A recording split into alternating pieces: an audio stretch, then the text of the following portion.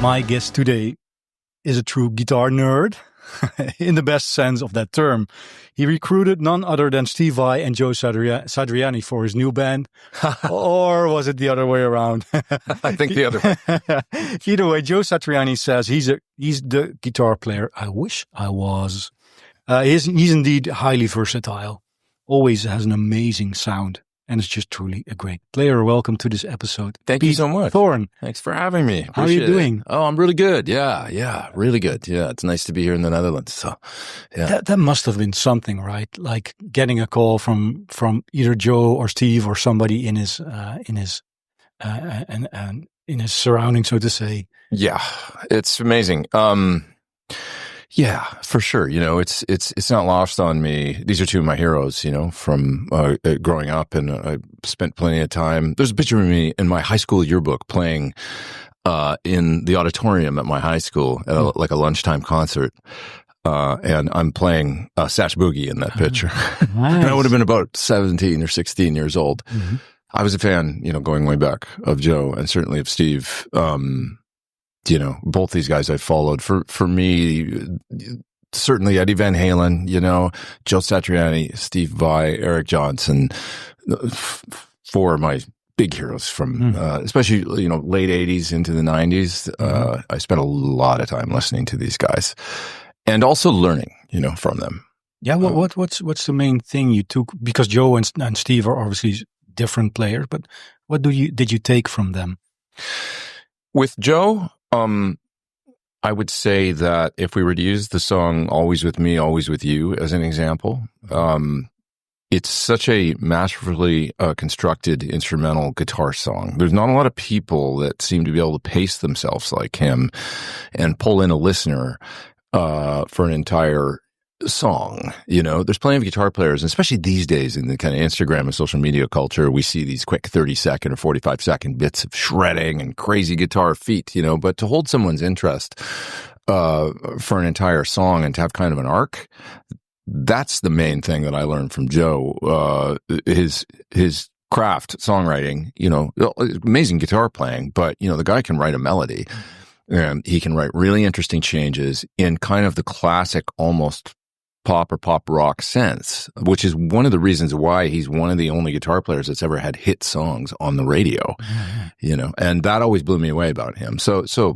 coming back to where I started, Always With Me, Always With You, it starts with a sort of a little bit Every Breath You Take arpeggiated guitar part that cycles around for a little while before there's actually a melody that comes in. And so that the arpeggiated part itself is really beautiful and hooky, and it's simple, but pulls the listener in. And then when he finally comes in with a melody, and I'll add, comes in with a melody not on beat one, it's on the and of two, I think. I've thought a lot about this song. And so he waits for a second before the melody comes in on the sort of the bar where it enters. And then he plays this beautiful melody that's like a singer singing, you know. So is it that kind of detail, like you say pace, so he waits? And he says something on the guitar with a phrase and then gives it a little space and then says something else, very conversational, and pulls the listener in. It's like a singer singing, you know? And then he builds that. So he might move it up an octave the next time he plays it. And, you know, to give a sense of lift, you know, that kind of thing, and start to vary it a little bit and play around with it a little bit, maybe add just a little bit more flash. And eventually, you know, you're going to get to the part where he burns on the guitar, but it's never too soon. You know, he really pulls you in with the melody and he gets you in this state where, and this holds true for even his more sort of complex rock numbers or faster moving, faster paced rock numbers. You know, it's like he just has a way of pacing and his composition.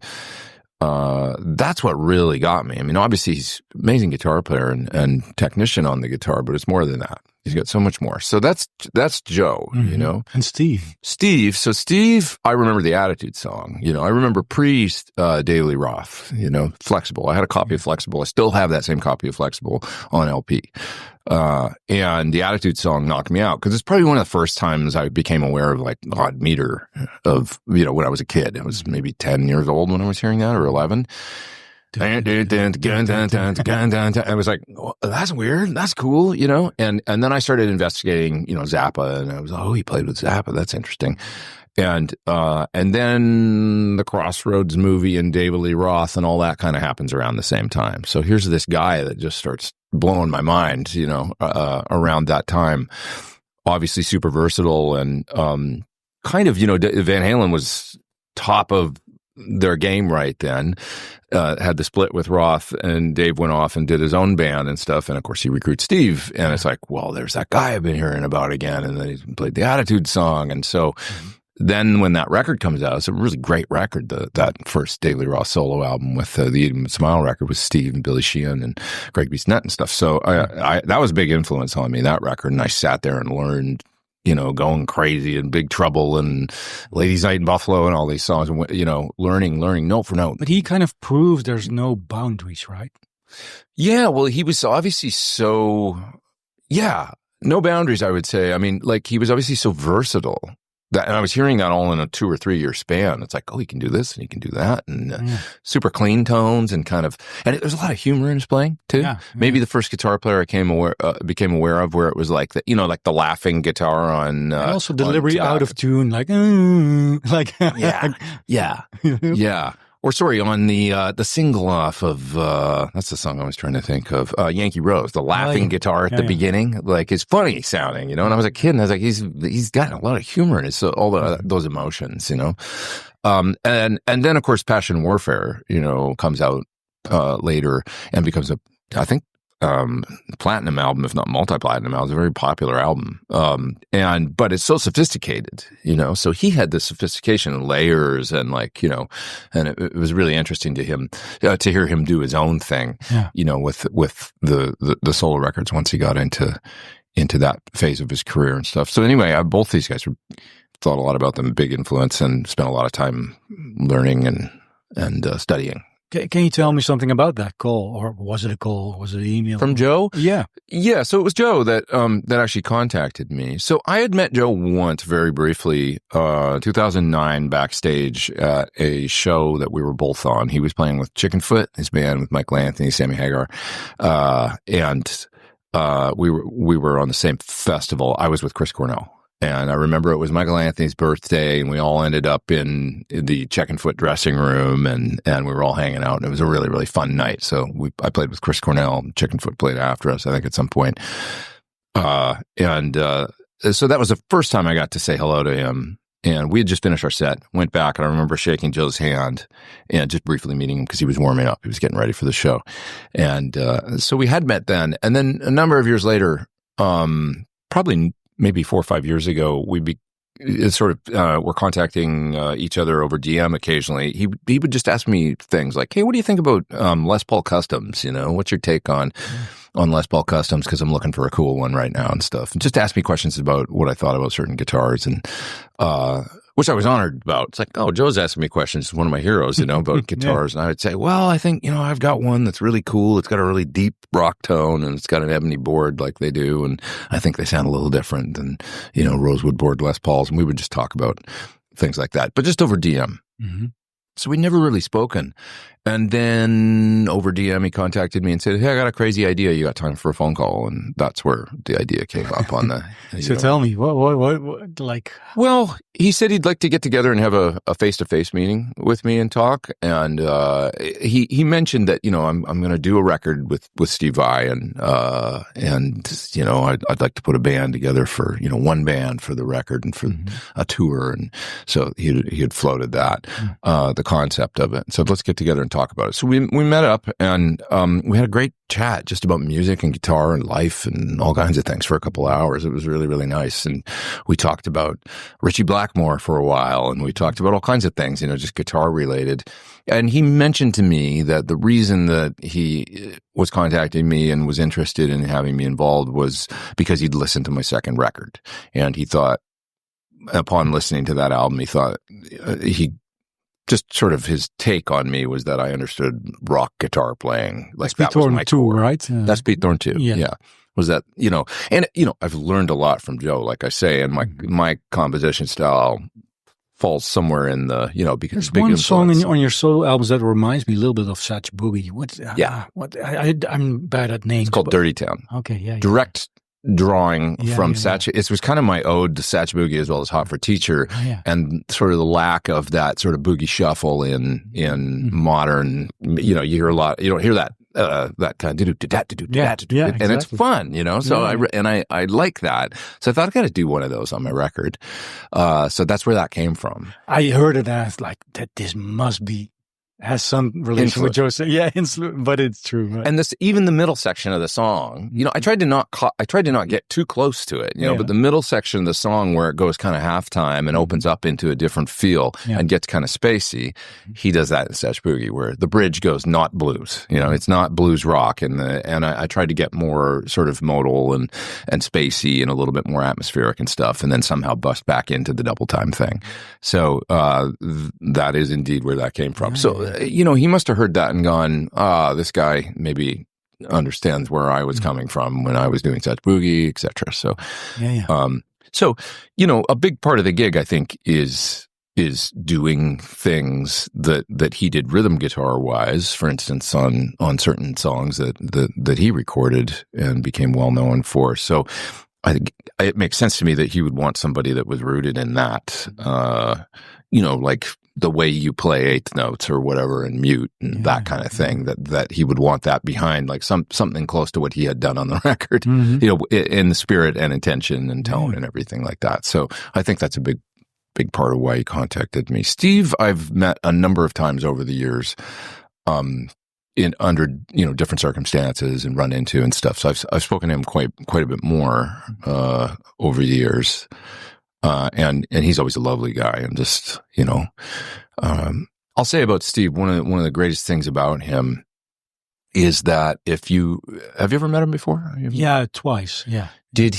When you met him, did he ask you quite a bit about yourself and what you do and what it is that you... Shortly, because he was rehearsing with the Metropole Orchestra, so there was a bit of time stress, but what I do remember, that he was really there. Very present? Very present, yeah. And every question I asked him, he really gave an answer. Sure, okay, right? Yeah. You know what I mean? 100%, yeah, absolutely. Yeah, I was very struck by that, how present and how engaged, even meeting him backstage when it's a little chaotic after a show or something. But he would ask every time I met him about me and what I was up to, Oh, I saw this thing you did, and then he'd be talking about it and tell me about that, and so you would, and then he's busy because he's got a lot of people to talk to after the show, but he would spend a considerable amount of time. And I would always this is numerous times meeting Steve. I would walk away and always feel like, did I just talk about myself too much? But he was asking questions, so, and he would make you feel, I feel like he must do this, he just makes people feel valued. And it's honest. It's coming from like a real place of, he makes an effort to make a connection when he speaks with you. And it's always, and I think that's just one of his human traits, his humanity, so that really had a big impact on me. So as I said in another interview, just has some sort of mindset also, right? Like wanting to be present, and that as a musician, that's important, of course, as well. But just as a human being, right? I mean, well, it seems like that's probably how he approaches his music too, because when you listen to it's like a song of his, like Little Pretty, which is this incredible composition that's rather new. When I listened to that, at first listen, I was like, man, this is out, it's so cool, but it's really kind of, there's a lot of altered chords in it, and it's kind of bent and things. And then you listen to it again and again and again, and within a day or two, it's stuck in your head like a hook is stuck in your head, and it's like, I couldn't stop thinking about it for a few days.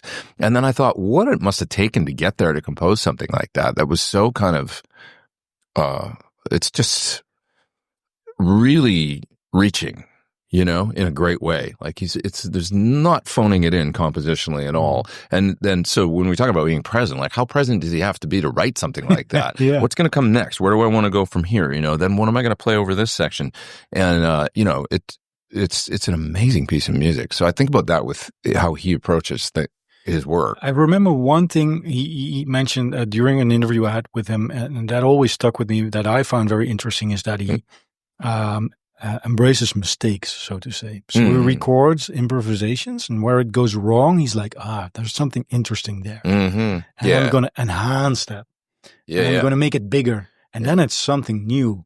Warren Haynes said, mistakes are opportunities. Exactly. But that's really what he does, right? Like, and then he comes up with things. You're like, you can't make that up like just from your head. You have to, I don't know. It's difficult for me to explain, of course, but like to have done it first and then make it bigger. I thought that's a super interesting approach, right? In inventing. Yeah. It really is. Yeah. To embrace something that might be a little bizarre at first, but then be like, it's an interesting thing. I made a record a number of years ago with a singer-songwriter named Holly Henderson, and she just has this innate kind of artistic ability to kind of go there, like with the way that she hears chord changes and melody and harmony. And she, when she was, I think she was, 19 or 20 when we were making this record, and she would go somewhere in the bridge of a song, and I would be like, that's really weird. And then after 5 listens, I'd go, God, that is cool, and she just had this thing. And so I had to, my friend Dennis said to me, the hardest thing about this project, because I was producing, and he said, the hardest thing about this project is not going to be for you to screw it up, which meant stay out of her way, to know when to offer, like, I think we should do this differently, and also know when to shut up and let her just go, because she's got really big ears. And that was a fascinating project. But anyway, similar, where it's like, I'm always amazed when people have that ability to stretch and, go to these places that then stretch my awareness of, oh, you can do this or that, or, rhythmically or harmonically, or, it's really interesting. Hey, I mentioned in the beginning guitar nerd, and that's obviously your album, Revenge of the Nerd, right? Right. Yeah. So, were you a guitar nerd from the get-go?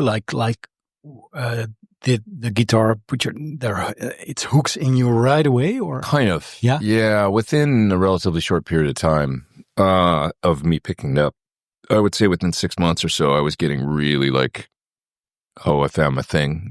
Actually, it was music, to be honest, because there was a kid in my neighborhood that was nice enough to kind of show me what it was to listen to music. He had a huge album collection. He was a few years older than me, and he was kind of like, I didn't have any older brothers. I had an older sister.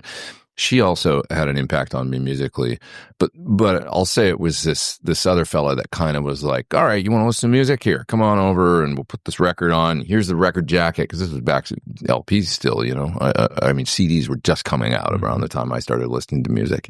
I'm that old, so. He would hand me the record jacket and say, just sit there and read the liner notes and, listen to the music. When this side's over, we'll flip it over, but listen to the whole thing. And, I was like 10 or something, or 9. So I was like rambunctious, and like, he's like, just sit there, kind of teaching me how to listen. And I was like, okay. And then I got immersed in this world of, Pet Sounds era, Beach Boys and the Beatles and Van Morrison and the Who and the Jam, and just all this great music that he was into, but he really wasn't into hard rock. That was my sister. My sister was really into Thin Lizzy, early Metallica as it was coming out. She was way ahead of the curve on Guns N' Roses before anybody knew who they were, because that record was out for a while before it broke. She was playing me that. She was just really into kind of harder rock and metal and stuff. And so that's where I got that from. And but I liked it all. But it's such a beautiful thing as a kid, discovering music, right? If you go back there in your mind, it's like, it's really a world opening up, right? Yeah, the world opened up. I would go see all the shows. It was still the era of, where you could line up for tickets and get a great seat. It wasn't like Ticketmaster or whatever's going on now, and super expensive tickets. I mean, everything was like $10 to $20 for a ticket to see a major band. And I saw most of them that came through my hometown, sitting in, the first 10 rows on the floor, because this is Edmonton, Canada, right? Yeah, that's right. Yeah. because I would wait out and buy tickets and get the good seat, sit there, and then I'd experience the arena rock as it was, Were there a lot of bands playing there, or what's kind saw of? everybody, man. Okay. I mean, everybody. I saw Journey on the Escape tour, Van Halen on the 1984 tour. I saw the Doobie Brothers on their final tour. They're still together touring now. Yeah. It was their final, I think it was 82 or something like that, with Michael McDonald, and, it was awesome. I saw just about everybody that came through town, Def Leppard on the Hysteria tour, Iron Maiden on the Power Slave tour, Judas Priest on the Defenders of the Faith tour. I saw all those shows from the, it's kind of like 82 or 83 onward. I saw Ozzy like 3 weeks after Randy Rhoads had passed away. Wow. And he had Brad Gillis with him. Oh, yeah. wow. So I remember all these shows like very well. In what way were you playing back then? Were you shredding, or can you tell me something about that? I had picked up the guitar and was learning, and then quickly became aware of this magic era of guitar that was happening with folks like Steve and Joe and certainly Van Halen. I remember the '84 album coming out and just then going backwards, and going, oh my God, there's all this other great, the first 6 albums, Van Halen records. But I was also like into everything that was like, I mean, Prince was out, the Pretenders were out, AC/DC, like there were so many great records, Steve Stevens with Billy Idol, like hearing those tones and, songs like Flesh for Fantasy and all that crazy, cool, clean stuff that he was doing, The Fix, The Cure, like there was all this great music and I liked it all. I wasn't like, oh, I'm just like a metalhead or I'm just like this or that. I could appreciate a lot of it. And so it was this great time in music with all these killer records that are now super classic coming out. And on guitar, I had my little Hondo Strat and a Trainer 10-watt solid state amp and a chorus pedal and a Boss Super Overdrive and just like sat there and practiced and practiced. So you were playing these songs or or were you already into discovering scales and whatnot? Well, I had some instruction. I had, a violin teacher that I started on violin actually, and I was actually playing like more like fiddle, like Irish jigs and stuff like that. That's what I really liked. And I quickly discovered guitar, and then the fiddle sort of became, fell by the wayside. So my fiddle teacher was teaching me a little bit of guitar, but he wasn't really a guitar teacher. And he said, I'm going to send you this other guy quickly within a month or two. So then I went to this fellow named Terry McDade, who's a local Edmonton area musician, comes from, has a very musical family. Everybody in his family plays music. And as a matter of fact, there's a family band called the McDades. They've gone on to win Junos that's like the Canadian Grammys. Oh, yeah. So, that was, in that house was where I was starting to really learn guitar with Terry and his family all around him. His kids at that point were like my age, 10, 11, 12, 13, 14, something like that. So it was just super musical all of a sudden. I was immersed in this.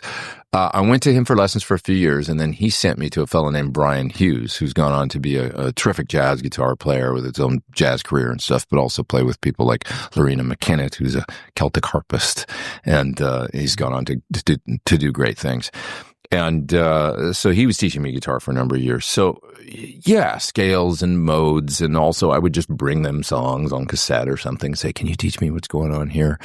And that was, you just heard me at Soundcheck upstairs actually play a little Jeff Beck because we had it as lovers. Thank you for that. That was, yeah, I love doing that every night. Brian was the first guy that ever played me that song. Wow. And which would be probably the first time I ever heard something like what Joe was doing a few years later. So vocal, right? Yeah, vocal singing on the guitar. Yeah. So I remember hearing because we had it as lovers through Brian for the first time, playing me Jeff Beck and stuff. That was where my first exposure to that. Oh, you can play melody on the guitar. That's cool, like a singer. So, but there's one thing of liking it and thinking, this is cool, and there's another thing, really realizing this is just really what I want to do in life. Sure. Can you tell me something about that phase? Yeah, I was 14, I remember, and I clearly remember becoming aware of Los Angeles and the kind of scene that was going on there, the GIT, and I was kind of getting obsessed with sort of like the some of the shredder guitar players like Paul Gilbert and stuff. And I was like, oh, he went to GIT. Maybe I should go to GIT. And I remember looking through the catalog that I had ordered, that's mailed it to me and getting it in the mail and then looking through it and be like, this is a school. Like, I want to go to this school and learn how to do this. This seems like, I was also aware, like, okay, Paul Gilbert went to this school and then he became an instructor. That's cool. And then at the same time, he's got his own bands like Racer X and then Mr. Big. And it's like, that seems like what I want to do, So I remember being about 14, home from on lunch break from school for just like an hour and sitting at the table and reading the MI catalog, GIT catalog, and saying to my mom, this is what I want to do. I want to go to this place. I mean it. Like, this is what I want to do. And she was like, well, I think you should do it then, And I was like, okay. Great. And so I was really devoted to it at that point. And then I remember... Wait, pause. Yeah, because sure. Your mom saying, okay, do it. That's super important, right? I mean, yeah. Did you reflect on that she actually did that and supported you? Yeah, What does that mean? Did that mean to you? It meant a lot because my mom was really supportive. She would drive me to guitar lessons in the snow in Edmonton when it was like, because it's crazy. I mean, for folks here in Europe, it's like living in Finland or something. It's like literally freezing cold and, lots of snow. And she would sit there in the car and wait for me for half an hour in my lesson, and things like that. She was very, very, very supportive. Drive me to the guitar store so I could go look at guitars and things on Saturdays. She was so supportive. My dad was more skeptical. He wasn't like super supportive of it, but he wasn't totally against it either. But he wasn't having it that it was going to be my career. That's what dads sometimes tend to be like, right? Like, he was a businessman. Yeah, are you going to make a living out of this? Yeah, he wanted the best for me, and we had a successful family business at the time, and it was going well. And he would have loved it if I'd taken that over. I wanted to go to LA and rock, so that wasn't in his, he just couldn't see that from me. But I understand that too, because this is a time where Edmonton being kind of a fairly blue collar place, it's like he couldn't imagine that. And that wasn't part, like, how do you make a living as a musician, But I was seeing some of these folks, like my guitar teachers, who would play local gigs at night as well. In Edmonton, making a living playing guitar, both teaching and then also playing out in bands. And I didn't even really need to see beyond that. I could just see that they were doing it and they seemed happy. They had homes. They weren't as fancy as, I grew up fairly well to do in a nice house, and my dad had more money than these folks, but they seemed happy. Mm-hmm. That's all I cared about. Yeah. And so I had this, like, it was almost like my older brothers or something that were showing me that, hey, you can be happy doing what you love. You might not be, a multimillionaire, but you can have a happy life playing music. And that had this really big impact on me. It was like more important to me, I think, seeing them be consistently happy doing what they were doing than it was to pursue money at all costs or something. Not that that's what my father was about. It wasn't, but he just, I have to say, like, quite honestly, those folks did seem more elated with their career and with their, it was like, oh, I can do what I want to do, like, and actually make a living at it. That was profound. Like, it doesn't have to be, all hard work and drudgery and like whatever. Not that he didn't enjoy what I don't want to say that about my dad. That's not what I'm trying to say. But those folks did seem really happy on a consistent basis. That's all. So I had that. So you were still like 15, 16 when you had that? That's quite early to have that notion of thinking just to be happy, super important in life, right? I don't think every kid grasps that at that age, right? I guess so. I was sort of standing above it and looking down and going like, what do I want? Like what? And it's like, I love this thing. Like, and it was like, oh yeah, but that's a pipe dream playing music or whatever. And it was like, maybe it's not, because I had, role models and then also, seeing folks like Paul Gilbert and also knowing that those guys had come from places like Pennsylvania and then moved to LA. They'd come from small town America, many of them. I was in contact with Richie Kotzen back then. Oh, wow. Yeah. Who I've gotten to know a little bit over the years since then. But Richie, got a deal on Mike Varney's label and put out a solo record. And he's like my age. And so he had moved at a very young age to come out to LA. He was maybe a year older than me. That's it. And already had a record deal. And, I'd seen him come from a small town playing music and doing well. So I could see that. I remember writing him on the back of his solo record, his first solo record, there was a correspondence address to an address in Pennsylvania because he still lived there. And I wrote him a letter and he wrote back to me. And I got this letter, and I was like, oh, that's so cool. You remember what he wrote? I don't, but it was cool. It was really nice. And then when I moved to LA, I remember going to see him at the Central playing a solo gig because he had moved to LA. He was doing a gig at the Central, which is now the Viper Room in LA on Sunset Boulevard.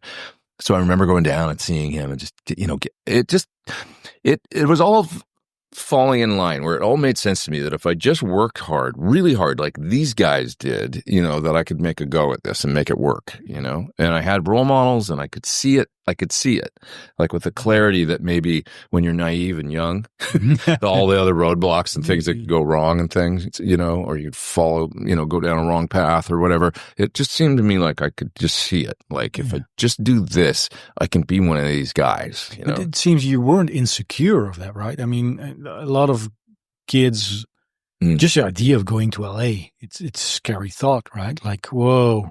Yeah, it's a big city, and what am I going to do? But you have that. You say that I saw the path, so to say. Credit to my folks once again, and we traveled a lot as kids. Myself and my sister. They took us on some really great trips. I remember coming over to Europe and to, I had been a number of places. I'd been to England. I'd been to Turkey, actually, and to Greece and to Israel and to, a number of different places, as well as in the States to a number of different places. We would go on great family vacations to LA, to, California or Southern California, or to Hawaii, So I was already on planes and flying around and doing things and I found it amazing, traveling. I was like, oh, this is fantastic. There's other places outside of my hometown. So it didn't seem so, it's like, oh, I think I can navigate this. So I had a lot, ahead of me, that was challenging that I didn't realize. But I was also really determined, like, to not fail. I was like, I got to make a go at this. Okay, you were determined. And in what way do you think, obviously hard work, that's how I'm going to get there. But were there any other thoughts that you thought, okay, this is what I need to actually really make it, or make the best out of myself, maybe, so to say? It just seemed to me that if I'd had such good success with the role model thing, even in Edmonton, that when I came to LA, I was always seeking out people to learn from. And to, that would kind of, mentor me a little bit. So by the time I had graduated from MI, I'd made some contacts that were really consequential for me. And I was learning from these folks. It was some Mark Goldenberg was one, Frank Symes, Jennifer Condell. So Mark Goldenberg played for a long time with Jackson Browne. Is a record producer, songwriter, amazing guitar player.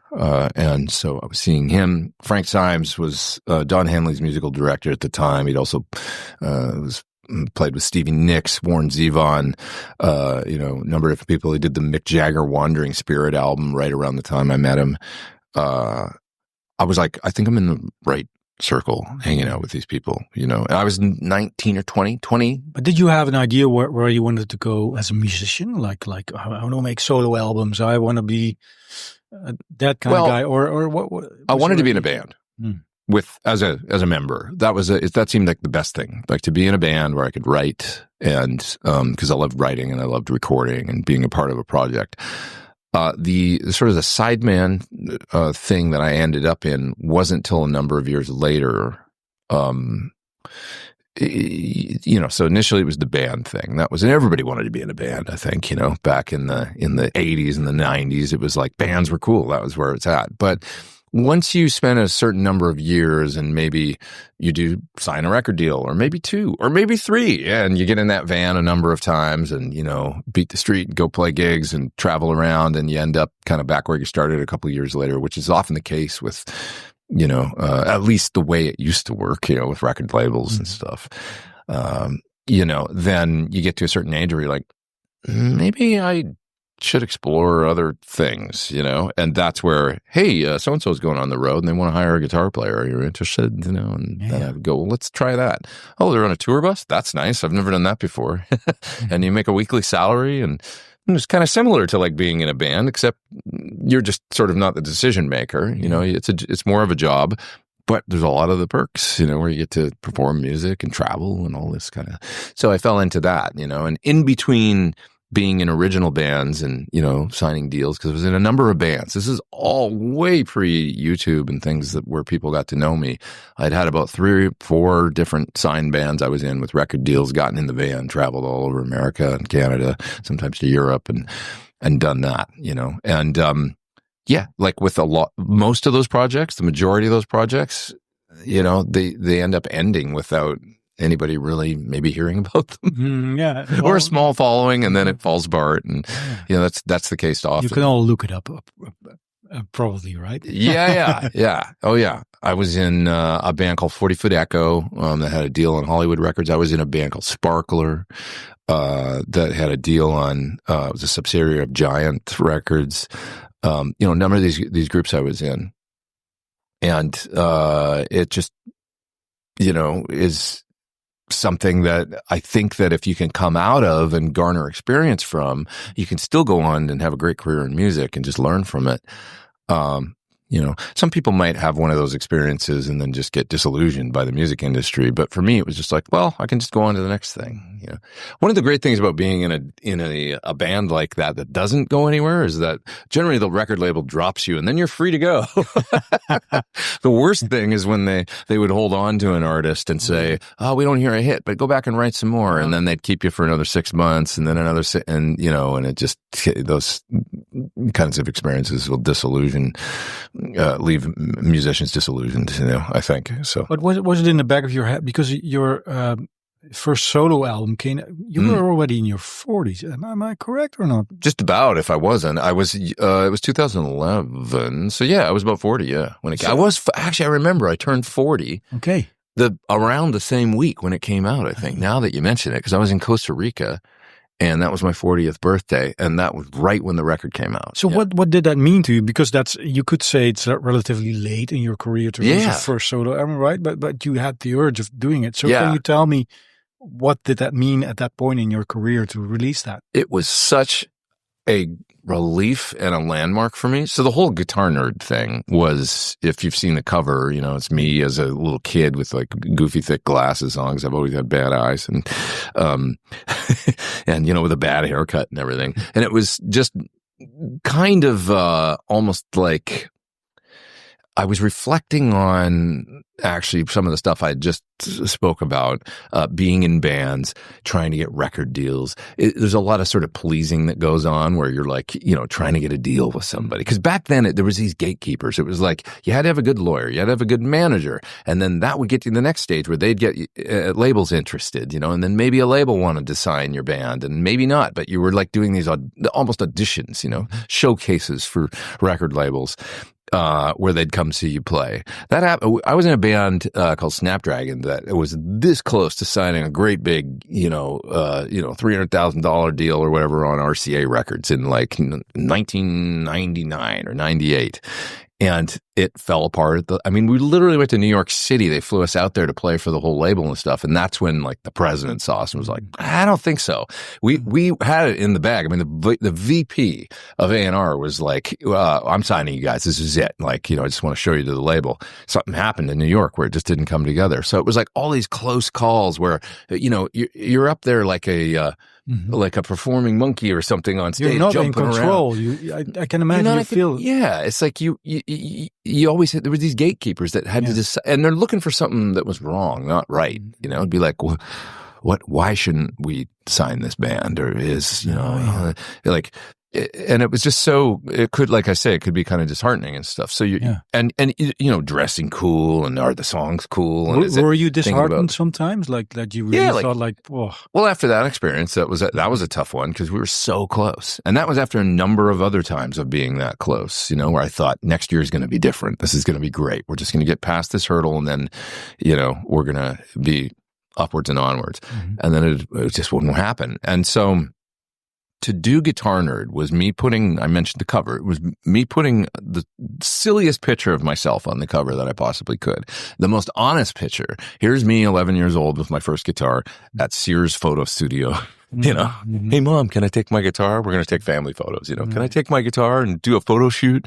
Okay, you can take a couple. And that was one of those photos, because that is who I am. I was like, I'm just this guitar obsessed kid, and I was still that guy. And it was also just a reflection on the industry. Like, here's the dumbest picture I can find of myself. Most people, you know, we're going to take a band photo. We'll go stand out on the train tracks and look Your cool. hair is gonna... Yeah, and you got to do, you know, and you get a stylist and you look like whatever. And it was like, here's me in my dumb striped shirt or whatever. And it was just like, this is It must be liberating, right? Yeah, it was so. And also the other thing that was liberating about it was I'd had some success as a sideman then. That was post playing with Chris Cornell. I was playing with Don Henley at the time, and things were going really well in my sideman career. But it was also like, okay, this is me. I'm going to be honest in every sense of, you know, music and what I'm in. You know, I'm not going to edit myself. This is going to be the songs I want to put on this record. I'm doing whatever I want to do on this record. And if people like it, that's fine. If they don't, I don't care. And we'd gotten far enough into the kind of the sort of indie releases and stage of, you know, it was 2010, 2011 when I was finishing up the record. We're like, oh, I can do this and put this out myself. And I had talked to a couple labels, and I was like, well, I don't understand what you guys I was already seeing in 2010, 2011, like, what do you guys do like now? Because if I can do this myself and, you know, release it digitally as well as on CD for people that still want that through, like, you know, I used CD Baby, which is still around, but it was back when people were still buying physical media. It was like, I don't think I want to sign a deal. I don't want to pursue it. I just want to kind of do this myself and word of mouth and grassroots, get the word out that I've got a record out. So I did that. I put it out, and it became the #1 album on CD Baby that month, the first month of release. So instrumental guitar record, #1 on, you know, it was a way that indie musicians in the US would release records of this company, CD Baby. I put it out, and it was just like right away, I got like a restocking order from them. It was like, we need more because we've sold through everything the first day or whatever of release. And I was just like, this is amazing, you know? And I went to Costa Rica on vacation, which I'd never been able to do in any signed band I was in or anything. It was like, I couldn't, you know, I never saw anything back from any. Just that decision of deciding, okay, I'm going to do something that I just really want to do. Sounds like a great counterbalance, so to say, because everybody in life, right? We're searching for balance, right? Like, but this, if you tell me, it seems like that you needed to put some weight there. It was super validating. Yeah. And it was also like this weight off, because as a sideman, I mean, I see this a lot in younger musicians now in LA and in the scene, and especially in the pop scene in LA and stuff. Everybody's sort of clamoring for, you know, to put their foot in the, you know, like, you know what I mean? Like get their in the ring and make their stand and, you know, a stake in it and stuff like that. And they'll put a lot of value in the gigs that they get. And there is value in gigs you get if you can score a great gig with somebody and they recognize you. That's terrific. But don't tie up your value into those gigs, because that gig's going to end, you know. And the next year, you know, artists can be very fickle, or they can just be very, you know, pragmatic or realistic, where it's like, hey, I've got a different project going on over here. I've been asked to join a band, so I'm going to go over here and do this. And then all of a sudden you don't have a gig anymore. So you can't tie up too much of yourself in gigs. You know, it's a trap. You know, you want to, every gig you do, you want to put 300% into it and go for it and stuff, but don't be surprised when they end, because they always do. So, but that's interesting to make your own stand as a solo artist. All I'm saying is a great thing. But from the perspective you had, sorry, I'm interrupting you. Sorry, because something pops up because in the beginning you went there thinking, okay, I see musicians and they're happy. Yeah, but apparently life taught you, like, okay, it's you can approach it from many sides, right? And it's not just a path towards happiness, right? I mean, there's ups and downs, and I had to maybe rediscover where the happiness was. You know, in Edmonton in the '80s, growing up, it was a much simpler time. You know, it was we didn't have the internet yet. So this is things have changed by 2010. Such a nice time, right? Yeah, I know it was. There was great things about it, but it was also that era of wow. There was really like putting out an independent album was difficult. That meant printing up LPs and selling them out of the trunk of your car. That kind of thing back then. So yeah, it was kind of another magic time in music, I think, right around 2010, 11, where people were still buying physical media, but the digital transition was happening, and equipment had gotten good enough where you could record things that sounded really good in your home studio if you learned how to use your gear really well. And that was all culminating in it was just kind of like a magic time for me when I put out my first record, and it was. I rediscovered, I was like, oh, this is amazing. Also a thing happened, where it was guitar culture, in the 90s, all of a sudden you couldn't even play a solo anymore. It wasn't cool. You just had to play the vocal melody, Yeah. No,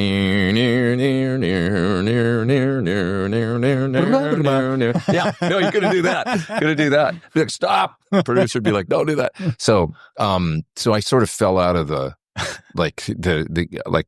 it's not that my interest just shifted for a minute, and I kind of was listening to way more Neil Young and Joni Mitchell and singer-songwriters as opposed to Shredder. I had a totally different, interest where I was going back to my Beatles roots or something.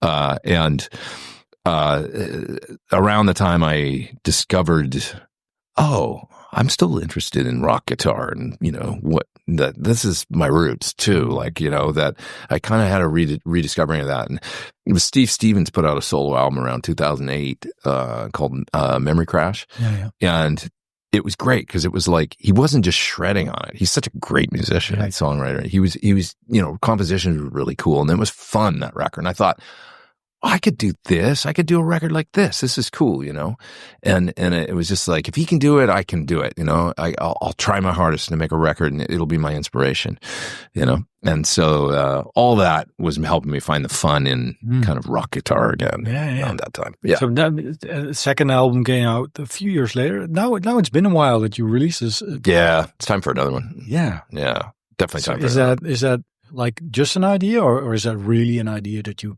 No, I got to do it. I got to do another one. It's definitely time. When I do another one, I have this goal of making it simpler, though. Both my records were fairly layered and kind of, studio creations. Dirty Town was actually quite live, that song, the one that we talked about a little bit earlier. But I want to actually record a record where I spend a little bit more time coming up with just compositionally stuff that I could play almost as a trio, or maybe with one other guitar player, and there's only a couple overdubs, and that's it. So almost the way that somebody like Joe Bonamassa would record a record, where it's I see these posts that he does when he starts an album project, and it'll be on a Monday on Instagram. He'd be starting to record the record today, and Thursday it'll be all done. And I'm like, what? You record a record in 4 days? But he's a blues musician, and it's that's how they've got the songs. They go in, they do the songs live, they cut live, and maybe overdub some vocals and stuff, and that's it. It's done. So I kind of want to approach it like that, that's you have to be disciplined with the compositionally, I think, and stuff, to come up with stuff that's interesting and can stand on its own if it's just a few parts. Andy Timmons is great that way too. Yeah, he's awesome. But I guess it's a matter of focus, but also of being able to let go. Then, right? If I'm gonna make it simpler. Again, you mentioned Joe, he knows where to. Yeah, let go. Also, Joe doesn't overcook things ever. I don't think he's.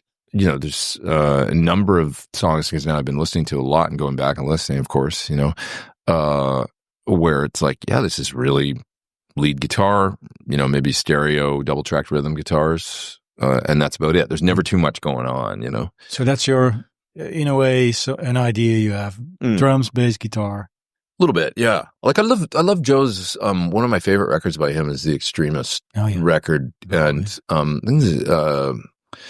it was either Glenn or Andy Johns. I think it was Glenn that did it, but a great sounding record. It's such a big sounding rock record, with that, I got to look that up and make sure. I think it's Glenn that did it, but if it's Glenn or Andy, a legendary rock guy, no matter what, producing, exactly. They're known for their, incredible rock sounds. And that's what I'd love to shoot for, is that kind of thing. I think like a record with that kind of impact on the, where everything can be big, like, when Zeppelin recorded, or, so even the Chili Peppers is kind of like this, actually, where, because there's only 4 things going on, their records are never that layered. They can leave all the tones really big, so the bass and the drums can be big, like great big ambient, or, lots of ring in the snare, and like just great drum sounds. And, that's the kind of record I'd love to make, something that's like that. Yeah. Hey, before we wrap this up, I'd like to ask, because we didn't really talk about gear, and you're also obviously known about your knowledge about gear, right?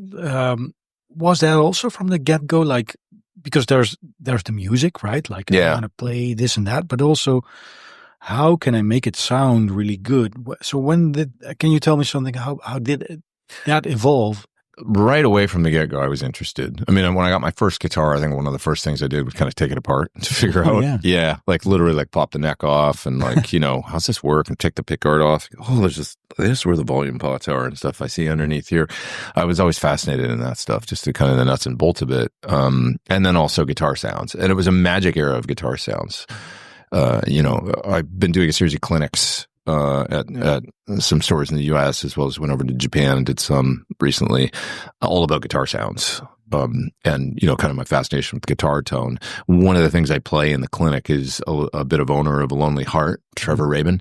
So this is the kind of stuff I was hearing in 84 or 85 that was blowing my mind. That solo, like, what is that sound? Yeah. Like, right? Yeah. And that's what, like, how did he do that? And then even, like, I use the example in the song of it starting with the huge reverb distorted guitar, this powerful guitar, and then it busts back down into a tight overdriven thing, and then goes into this super hyper compressed clean chorus thing. That's all before the vocals started. Yeah. It's amazing. And then the solo is epic. So I was always fascinated with that stuff and trying to, figure out how these guys were getting these incredible guitar sounds. And of course, it was the, era of Eddie Van Halen and Andy Summers. I mean, I loved what he was doing, and Alex Lifeson, who doesn't get talked about enough. Alex Lifeson, amazing. Before I forget, because many players on this series talked about Eddie Van Halen, and I like to talk about him sometimes, and he's your hero, so to say, right? Like, absolutely. Can you describe what did he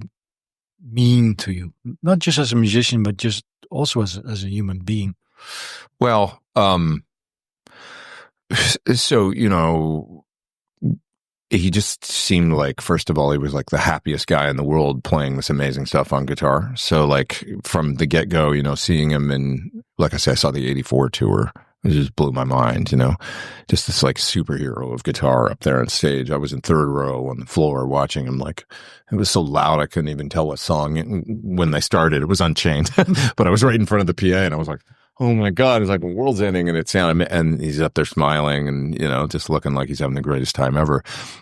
He was the man, and then when Sammy joined the band, they put out that Live Without a Net record. And concert, and the solo on that was just so mind-blowing, it was just incredible. And so I would just study that stuff forever and just be like, God, he seems so free when he's playing. It's just like, so. But again, that happiness you mentioned, right? That's really interesting also. Oh yeah, there was so much like joy in his playing, and also just precision, but also like the right combination of loose and tight. So, he was just kind of my number one guy, like as for the longest time. So, but then years later, I actually, got to meet him and make friends with him. And so around 2009 is when we met for the first time. And he was, first of all, he was hilarious. Like, he was a riot. And, right from the get-go, from the first thing he said to me was, he had me like laughing, and I was just cracking because I was nervous, to meet him, really nervous. And then I met him and he made me laugh like instantly. And I was like, oh my God, I love this guy. He's amazing. And I got to spend, a fair amount of time with him, just going up to 5150 in his house to visit him and stuff and see him. And I would go to see him at, at a number of different shows. I was at the last Van Halen gig, actually, the one at the Hollywood Bowl, yeah. And, I remember seeing him in 2012 as well in Oakland. I flipped there to see him. And, he was just so brilliant. He'd come meet me and give you a big hug. He'd always give you a hug and a kiss on the cheek. That's how he was really like. He'd give you a big kiss on the cheek and give you a big hug. And it was like, this is my hero, he's just like, but I had to kind of turn that off when I was around him because otherwise I'd freak out maybe, So I'd always just kind of, try and be respectful of his time and also not geek out too much or fan out too much. I would never, I'd just be like, so how's it going? Like, how's you and Janie? What are you guys, doing around the house? Or what are you, I just ask him like things about home and how's Wolf doing? And, and we talk a lot he was so proud of Wolf, we would talk about Wolf a lot. And, just when I got together with him and stuff, and I just cherish those times so much, And he was one of the first. I remember after Chris Cornell passed away, I hit him up because I was just so devastated by that, and I hit him up like right after, and we had a good text exchange after because he knew Chris. That's how I met him. Actually, it's a long story, but through Chris, and so we talked, and I said, can I come see you? Like, I just really want to come see you, because of course he'd had health concerns over the years and scares and things like that. And I was like, when I get back to LA and I just, can I come up to the house? I really want to come see you. And he said, of course, and so I set up a meeting with him and went up and hung out with him for an hour or something like that. And just to be like, I was just becoming really aware of like mortality and like things and I just, I don't know. And yeah, so because I was like, this guy's really important to me. I call him my spiritual guitar godfather, like that, and so he was really important to me on once again, I was mentors, coming back to mentors, and, Eddie was, a lot of people talk a lot of stuff about him and say things. And of course he had dark times and stuff like that. And he went through a lot, but nobody fought as hard as that guy. And he really fought to become a healthier, more evolved person, I think, he had demons like anyone, like we all do, because nobody's perfect, and all I saw from the time that I met him in 2009 until when he passed away was a guy that was just doing the best to be as good as he could be, with his health and, with his music, and he was with his, he was really trying, like as flawed as we all are, he was just a dude that was trying as hard as he could to and really had great spirit to live, So yeah. Oh man, that has to land a little bit with me. You telling about him. I mean, it really hits me. I have to say. I mean, I appreciate it. I mean, I wish I could have spent more time with him, got to know him even better. But I think his friends, people that knew him well, all say, like, man, he fought so hard. The people don't even know the stuff that he went through, the level of like what was going on and how, and it was very inspirational actually to see like how devoted he was to, because at any given time, different people could just give up, you know what I mean? And he wouldn't. And then you'd see him like after just going through something really rough, like health wise and then you'd see him like a year later and it's like, dude, you look fantastic, like you see him on the 2015 tour, like how healthy he looked on that tour, like that last show, you can see him playing his guitar solo on the last Van Halen show. It's like, you're like, I didn't know he was ill still. I was like, he looks like fit and he's like, he looks healthy and he looks happy and he's smiling. He's that guy, and that, he'd been through a bunch of stuff leading up to that, and I think after that point it was, but man, he fought hard, like to just be his best. So that people should know that, that he it's like a lot of people say a lot of things about him, like, why didn't they do another record? They should be touring more, should be doing this or that. It's like, man, the guy was like trying his hardest, I'll tell you. He really was. He was working on, he really wanted to do as much as he possibly could, I think Wolf would, they had plans, they wanted to do more and do, tour and stuff. And, but that was always what I saw, was he just wanted to get back to it and be, so. Thanks for sharing that. Yeah. Thanks for all the guitar nerd conversation. My pleasure. Great questions, and I really enjoyed it. Yeah. Me too. And I can't wait to hear your third album. And I can't wait to see you on stage with Joe and Steve. I'm so excited. Yeah. happy to be there. Like, it's not lost on me. I'm really excited. Thanks for your time, and listeners also, thanks. Thanks so much. Thank you, guys. Appreciate it.